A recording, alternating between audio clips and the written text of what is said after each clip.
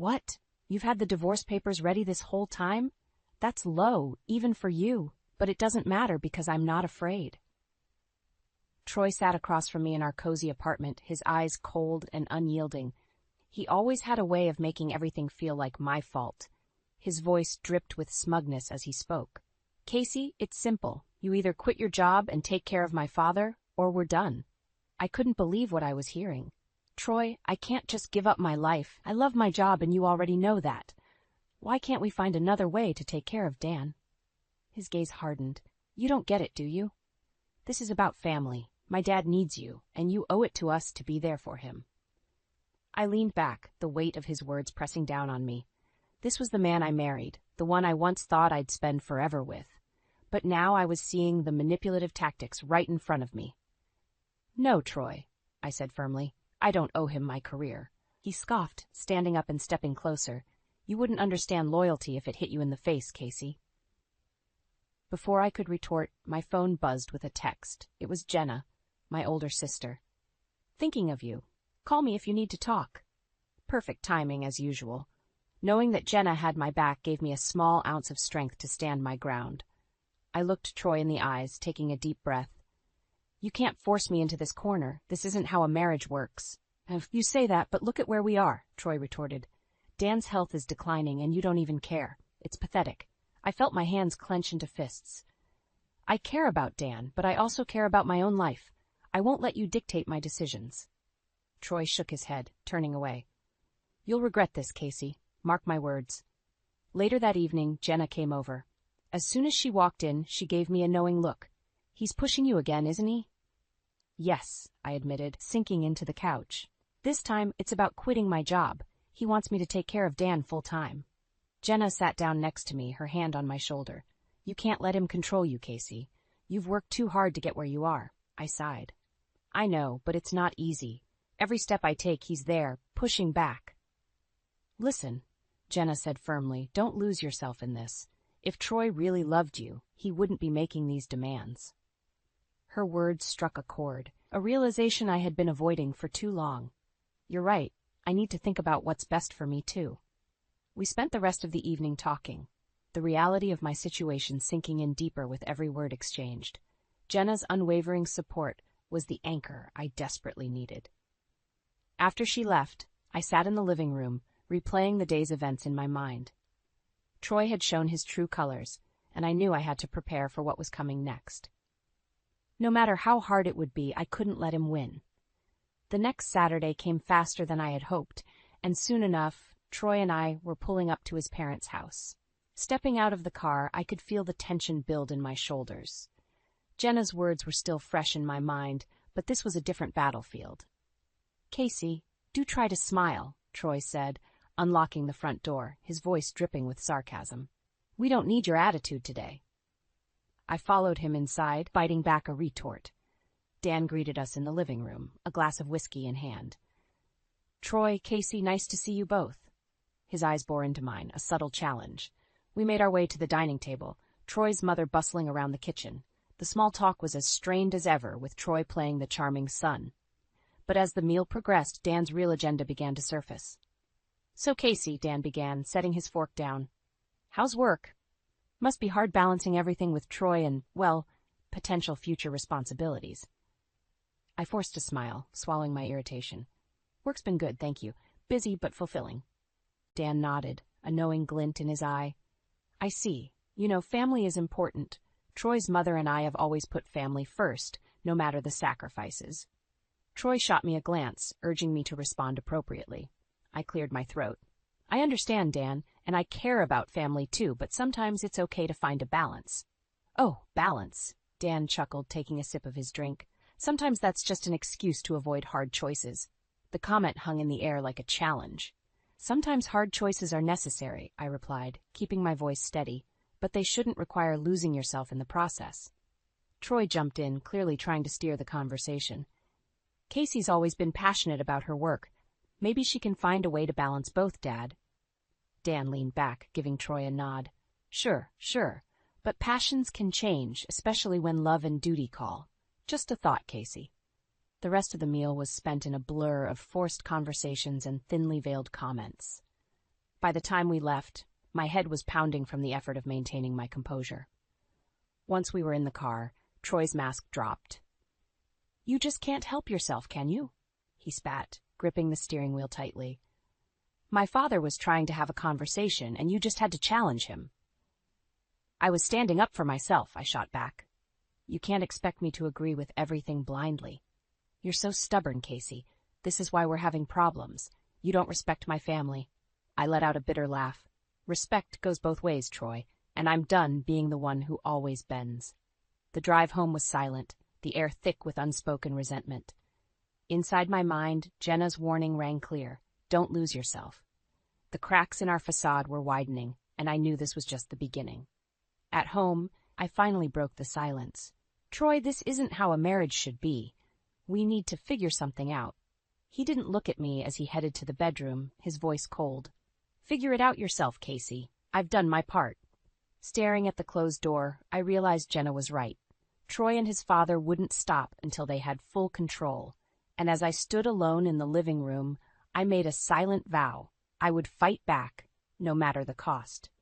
It was late on a Wednesday evening, and the living room felt like a battlefield as I faced Troy. I had just come home from work, barely managing to keep my composure after another intense meeting with my team. But it seemed Troy had other plans for tonight. "You haven't actually considered quitting, have you?" he started, his voice mocking. "It's like you don't care about us or my father at all." I dropped my keys on the table, not ready to entertain another of his guilt trips. "We had this conversation, Troy. My job is important to me. Besides, there are other ways to support your father." His eyes narrowed, the tension in the room thickening. "Casey, let me make this clear. Either you quit your job and start being a proper daughter-in-law, or this marriage is over." I blinked, the weight of his ultimatum hitting me like a freight train. "You can't be serious. You're choosing this moment to push me?" He stepped closer, his tone menacing. "I'm absolutely serious. It's time you pick your career or our family." I felt a surge of anger rising. Since when did being part of this family mean sacrificing everything I've worked for? You can't just demand that I give up my entire life. "You're being selfish, Casey. My father's health is deteriorating, and you're thinking about your career?" He shook his head. "You've changed." I crossed my arms, standing my ground. "Maybe I have, but I'm not going to lose myself just to fit into your mold." He sneered, exasperation evident on his face. "If you won't do this for my father, what guarantee do I have that you even care about this marriage?" A bitter laugh escaped my lips. "What marriage, Troy? The one where you lord every decision over me, where your father's opinions matter more than my own? That's not a marriage. It's control." The room fell silent, the walls closing in on us as the reality of our situation sank in. Troy's gaze softened, but only slightly. "You have till the end of the month to decide, Casey. If you haven't quit by then, don't expect to find me here." I swallowed hard, unable to believe the person in front of me was the same man I once loved. He stormed off, slamming the bedroom door behind him, leaving me standing alone in the fallout. Later, I called Jenna, my fingers trembling as I dialed. She picked up quickly. "Hey, Casey, everything okay?" I took a deep breath. "No, it's not. Troy gave me an ultimatum tonight. Quit my job or he's leaving." "Oh, Casey?" Jenna sighed. "That's a terrible position to be in. What are you going to do?" I paced the living room, trying to steady my thoughts. "I don't know, Jenna, but I can't let him force me into this. I need to stand up for myself." "Absolutely, you do," Jenna replied, her voice a firm anchor in the chaos. "We'll figure it out together. You're not alone in this." After we hung up, I sat on the couch, my determination growing stronger by the minute. The next steps wouldn't be easy, but with Jenna by my side, I knew I'd find a way to reclaim my life. The lines had been drawn, and the battle was just beginning. The following weeks felt like a balancing act on a thin wire. I buried myself in work during the daytime, finding solace in my projects and the camaraderie of my colleagues. But the nights were a different story. Troy's silent treatment was a continuous reminder of the storm brewing overhead. One evening, after sending off a final project email, I made my way home, feeling a knot in my stomach. Stepping through the door, I could hear Troy on the phone in the next room. He was laughing, a sound that felt foreign in our current reality. "Yeah, it should be finalized soon. Once it is, everything will be set. Troy's voice carried a confidence I hadn't heard in a while. My curiosity piqued, and I edged closer to the door, trying to pick up more. "Don't worry, Dad," Troy continued. "Once Casey is out of the picture, we'll have complete control over the finances and everything else. She won't know what hit her." My breath caught in my throat. What was he talking about? And then it hit me. Something was seriously wrong. I backed away quietly and waited until Troy hung up. When he emerged from the room, he barely looked at me. "I'm going for a walk," I said, grabbing my coat. He just nodded, disinterested. As soon as I was outside, I dialed Jenna. "We have a bigger problem than I thought," I said the moment she picked up. I overheard Troy on the phone with his dad. "They're planning something, and it involves our finances." "Calm down, Casey. What did you hear exactly?" Jenna's voice was calm, yet urgent. "They're planning to cut me out somehow. Troy mentioned finalizing something and gaining control once I'm out of the picture. Jenna, I need to find out what they're up to." "All right, get home safely, and we'll figure this out together. First, check Troy's emails or any documents he might be hiding. We need proof." Back at home, I waited until Troy was asleep before starting my search. Navigating through his laptop, I stumbled upon an email chain that seemed suspicious. The heading read, "Financial Adjustments." Clicking through, my heart sank further with each line I read.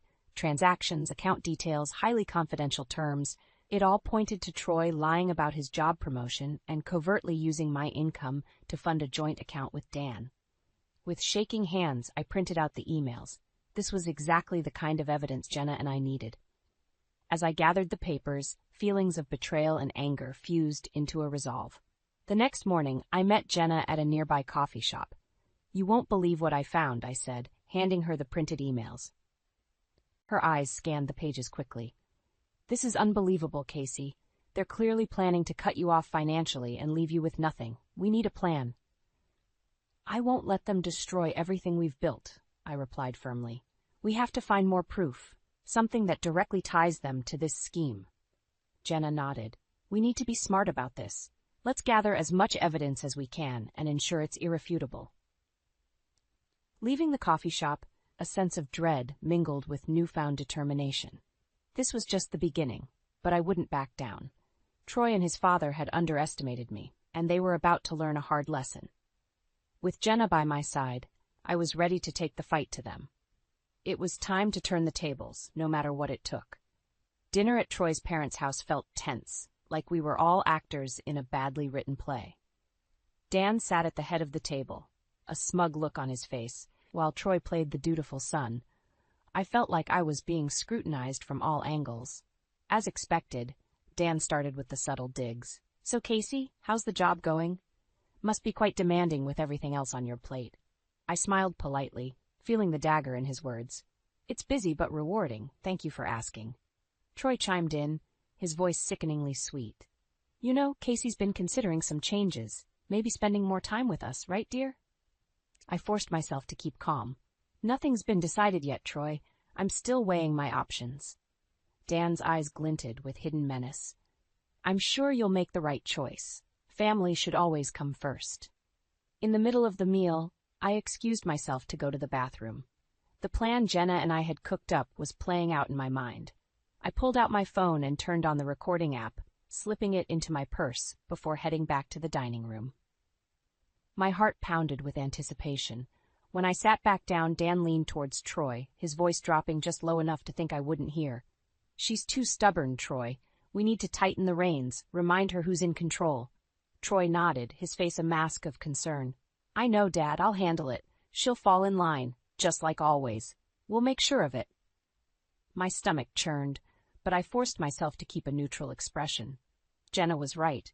We needed more than just suspicion. We needed undeniable proof. As dinner wrapped up, Dan placed a heavy hand on my shoulder. "Remember, Casey, we're all family here. Sometimes sacrifices need to be made for the greater good." I managed a tight smile, the weight of his touch disgusting me. "Of course, Dan, I understand." Once we were in the car driving home, Troy's false kindness disappeared. "You didn't have to be so cold tonight," he snapped. "My father was trying to be nice." I didn't trust myself to respond without revealing my plan, so I stared out the window, keeping my silence.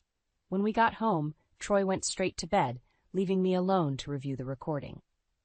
In the quiet of the living room, I plugged my phone into my laptop and played back the recording. Hearing Dan's manipulation and Troy's compliance felt like a knife turning in my gut. The next day I met Jenna again. Dana and Troy practically laid out their plans over dinner, I said, playing her the recording on my phone. Jenna's eyes widened as she listened. This is it, Casey. This is the proof we need. Now we have to act smart. We can't let them find out that we know. I nodded. We need to build a strong case, something they can't weasel out of. Exactly, Jenna agreed. Now's the time to gather everything and be meticulous. We only get one shot at this. Walking out of the coffee shop, I felt a grim sense of satisfaction. The tides were turning. For every lie and manipulation, Troy and Dan would pay. And as I gripped my purse tighter, I knew that I had just taken the first big step in reclaiming my life. There would be more battles ahead, but I was ready. The game had changed, and now I held the cards. A few evenings later, I sat in the living room, waiting for Troy to come home. The envelope containing the truth lay on the coffee table in front of me, daring me to turn this moment into a confrontation. The recording device in my purse was my secret weapon. The door creaked open, and Troy walked in, noticeably weary. Casey, he greeted, a forced warmth in his voice. Troy, we need to talk, I said, my voice steady but stern. He narrowed his eyes, sensing the shift in my demeanor. What about? I reached for the envelope but kept my eyes on him. About us. About what kind of marriage this really is. He scoffed, dropping his bag onto a chair. I've been telling you that for weeks, Casey. Why the sudden urge to talk now? I stood up, placing the envelope in his hands. Open it. Troy looked skeptical but tore into the envelope. As he read the printed emails and transcripts, his face twisted into a mask of anger and disbelief. Where did you get this? I found it, Troy. I know you've been lying about your promotion and using my income for your secret plans with Dan, I said, holding my ground. He stepped closer, trying to intimidate me. You've been spying on me? How dare you? Yes, I have, I replied, unwavering. And I've discovered what you and your father have been plotting all along. You can't gaslight me anymore. Troy's face flared red with rage. This means nothing. No one will believe you over me. Let's see you try to use this against me. I took a deep breath, pulling out my phone. I don't need to try. I've recorded everything, including your little chat with Dan during dinner. I played back the crucial part of the recording, watching as Troy's confidence melted into panic. He lunged at me, trying to grab the phone, but I was quicker. I stepped back, keeping it out of his reach. This is who you are, Troy. This is the man I married, I stated, my voice cold and resolute. You manipulated me, tried to control me, but it's over now. He was breathing heavily, struggling to regain control. You think you're so smart, Casey. Doing this won't end well for you. I raised an eyebrow. It's already over. I'll be leaving, and I'm taking this to a lawyer. You can explain to them and everyone else why you and your father felt the need to set me up.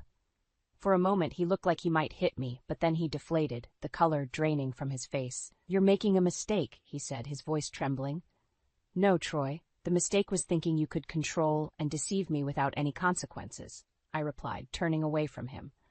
I took my keys, picked up my pre-packed bag, and walked out the door without looking back.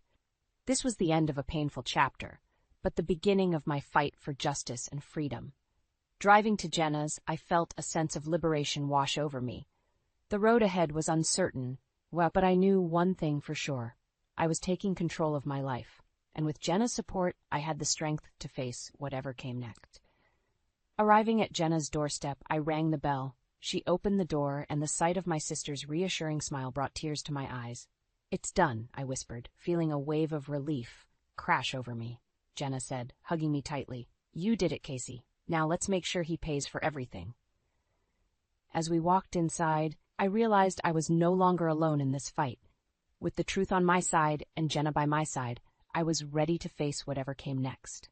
The battle had just begun, but for the first time in a long time, I felt hopeful. A week had passed since I confronted Troy. I had moved in with Jenna, and with her support, we planned our next steps meticulously. My lawyer had all the emails and recordings. The legal wheels were in motion. That morning, Jenna and I sat at her kitchen table, finalizing the details. "Casey, here are the divorce papers," she said, sliding them across the table. "All you have to do is sign." I picked up the pen, my hand shaking slightly. This was it, the final push to sever all ties with Troy. I took a deep breath and signed my name, feeling a strange sense of calm wash over me. "Good," Jenna nodded. "Now, we just need to ensure he gets these and understands he has no way out." I packed my belongings with Jenna's help, making sure I left nothing behind. We loaded everything into her car and drove to my former home. The plan was simple: deliver the divorce papers and recording, and then walk away for good. When we arrived, Troy's car was in the driveway. My heart pounded as I stepped out, clutching the envelope. I steeled myself, walking to the front door. Jenna followed, ready to support me if needed. I knocked, and after a tense moment, Troy opened the door. His face turned pale when he saw me. "Casey, what do you want?" "I'm here to finalize things," I replied, holding out the envelope. "Divorce papers? It's over, bat Troy." He took the envelope, his hands trembling. "You can't be serious." "I am," I said firmly. "Inside, you'll also find a copy of the recording and the emails. You cannot threaten or manipulate me anymore." Troy's facade crumbled. "Casey, please, we can talk about this. We can fix things." "There's nothing left to fix, Troy," I replied, my voice unwavering. "You broke this marriage with your deceit and manipulation. This is the end." For a moment, he looked desperate, his eyes searching for a way to regain control. But there was nothing left for him to grasp. "You'll regret this," he spat, his voice cracking. "You'll end up alone." "I'd rather be alone than stay in a toxic relationship," I shot back. "Goodbye, Troy."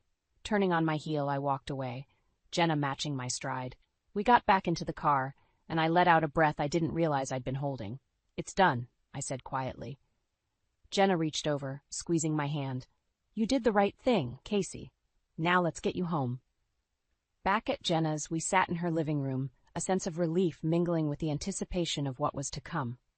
"So what's next?" Jenna asked gently.